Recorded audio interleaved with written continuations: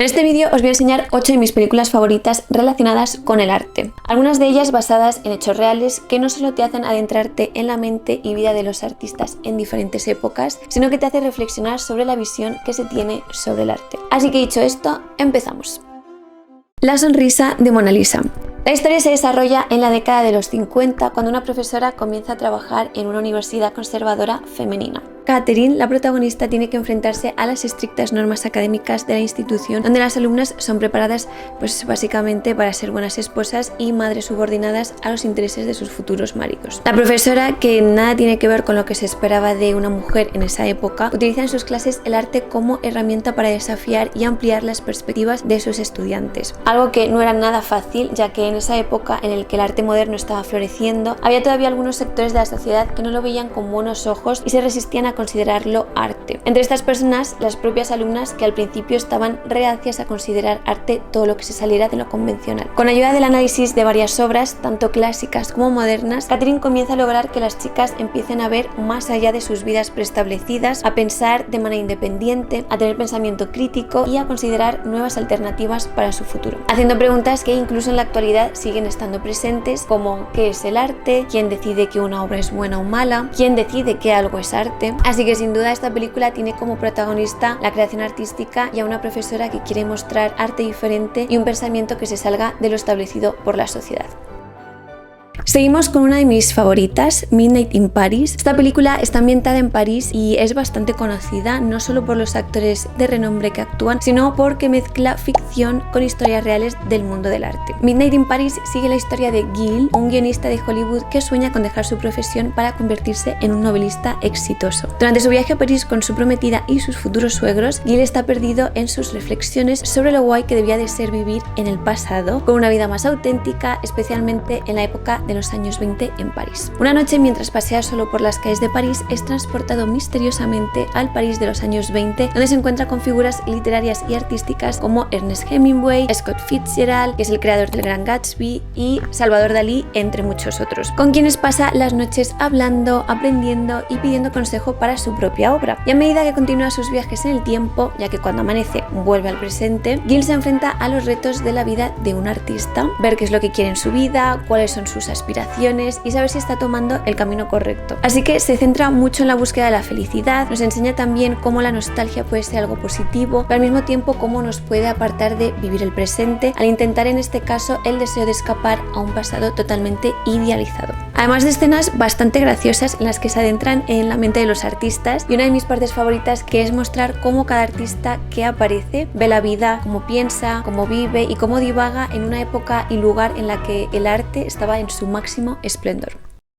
Big Eyes cuenta una historia basada en hechos reales y desarrollada en San Francisco de los años 50 y 60. Margaret King era una pintora cuyos dibujos se diferenciaban por los grandes y llamativos ojos que pintaba en retratos. Y empezó a vender sus pinturas en ferias locales, pero tenía muchas dificultades para ser tomada en serio, ya que en esa época era complicado que se le hiciera caso en el mundo del arte a una mujer, y más si no era alguien conocido y sin contactos. Hasta que en una de estas ferias un hombre llamado Walter King se sintió atraído por las creaciones de Margaret. Él era un vendedor que vio gran potencial en la venta de estas pinturas, por lo que se ofreció a ayudarla a promocionar su arte, empezando poco a poco al mismo tiempo una relación personal y profesional. Los cuadros empezaban a triunfar, lo único que nadie sabía que habían sido pintados por ella, ya que Walter la convenció de que lo mejor para su carrera era que él firmase las obras con su apellido King, porque según decía nadie la tomaría en serio ni querría comprar sus obras por ser mujer. En la película podemos ver cómo el que llegó a ser su marido la ayudó a mostrar al mundo su arte, pero al mismo tiempo se puede ver cómo la frustración de ella por no ser reconocida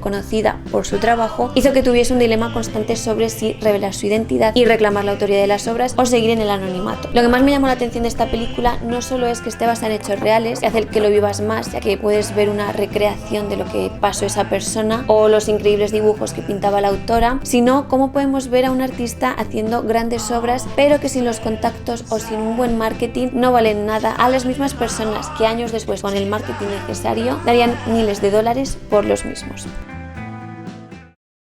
Van Gogh en la Puerta de la Eternidad es una película biográfica que se sumerge en la vida y obra del famoso pintor holandés Vincent van Gogh. La película sigue los altibajos de la vida de Van Gogh cuando se muda al sureste de Francia, donde lidia con desafíos personales desde desencuentros con los lugareños, amistades complicadas, enfermedades mentales, además de la complicada relación con su hermano Theo. Y por supuesto desafíos artísticos, buscando siempre el significado a través del arte, con un amor y una dedicación a la pintura, ya que Van Gogh pensaba que lo único que se le daba bien en la vida era pintar. En la película se llega a mostrar un poco de la profundidad de la mente y corazón de este genio artístico, destacando la conexión que tenía con la naturaleza y la búsqueda de belleza en lo cotidiano. Y termino con una frase muy conocida del pintor que aparece en la película y que me encanta. A veces digo que estoy loco, pero el arte necesita una pizca de locura.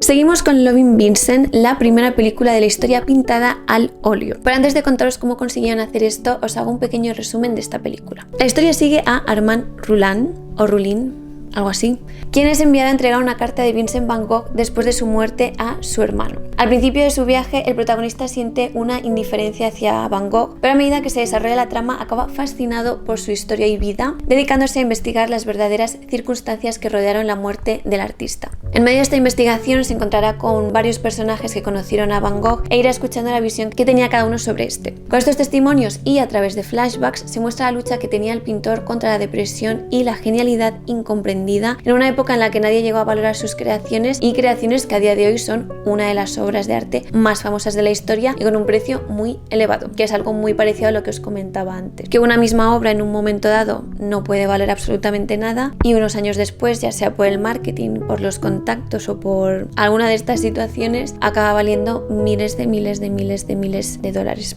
Es más, una de las frases que podéis escuchar en la película Van Gogh en la Puerta de la Eternidad, que hemos visto antes, es la de: quizá Dios me hizo pintor para gente que aún no ha nacido.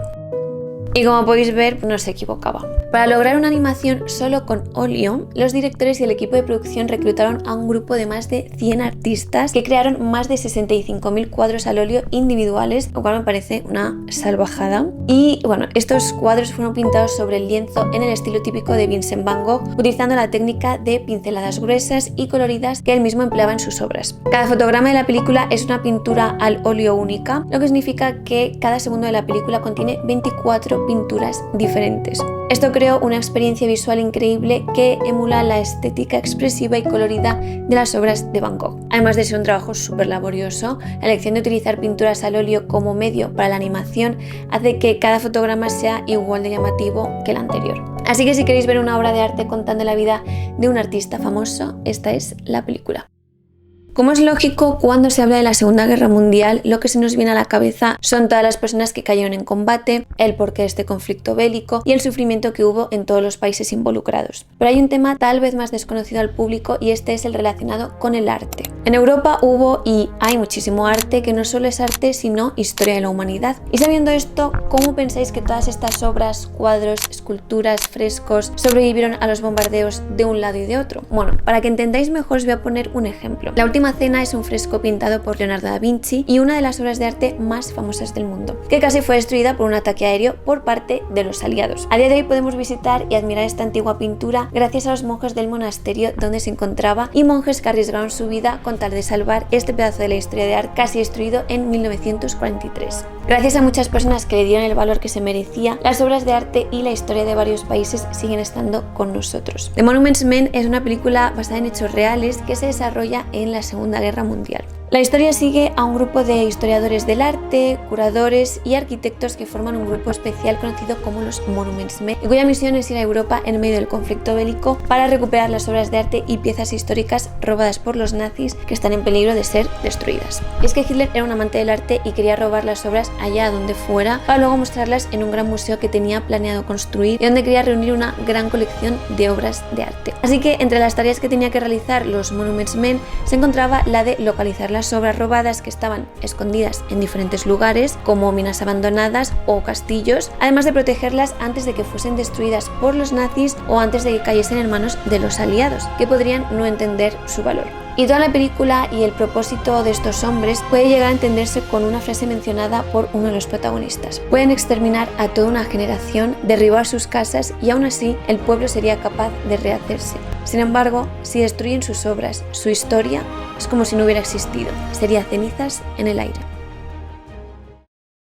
La señora Lowry e hijo es una película ambientada en la década de 1930 en Pendlebury, una ciudad industrial en el norte de Inglaterra. Película biográfica que sigue la vida del pintor británico Lawrence Stephen Lowry, su relación con el arte y con su crítica y dominante madre. Este trabaja como recaudador de rentas durante el día y durante las noches se dedica a su gran pasión, la pintura. Lowry se inspira especialmente en los paisajes industriales, la vida de los trabajadores que veía cada día al ir y volver del trabajo y básicamente de todo lo que tenía a su alrededor. Su madre, por otro lado, está enferma y en cama todo el día. Sin embargo, su estado frágil de salud no hacía que fuese menos cruel con su hijo, menospreciando su trabajo y aspiraciones artísticas y hablando de manera despectiva no solo hacia la gran pasión de su hijo, sino hacia su estilo de vida y sus elecciones. Aún así, con toda esta negatividad, Lawrence siguió cuidando de su madre porque la quería y lo veía como un deber. Cada día tenía luchas consigo mismo por toda la negatividad en su casa y que intentaba ser persuadido por su madre para dejar su gran pasión. Aún así, él continuó pintando, impulsado por su amor al arte, buscando no solo el reconocimiento personal, sino el familiar también.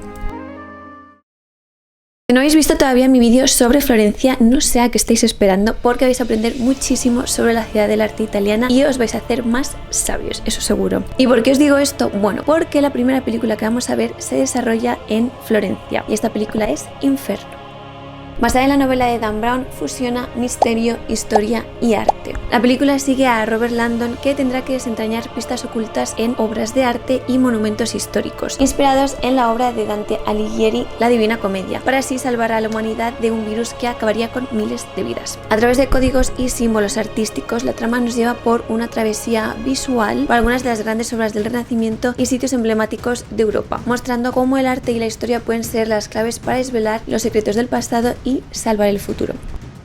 Algo que me pareció muy curioso de esta película, estrenada en 2016, es cómo habla sobre la creación de una enfermedad para que haya menos personas en el mundo y así conseguir tener una sociedad mejor, como sucedió con la peste negra y la aparición posteriormente del Renacimiento. Y una de las frases de este personaje de la película me pareció muy interesante. Después de la peste negra vino el Renacimiento, nació una nueva era de iluminación. El mismo equilibrio es necesario ahora, creando caos se puede traer el orden.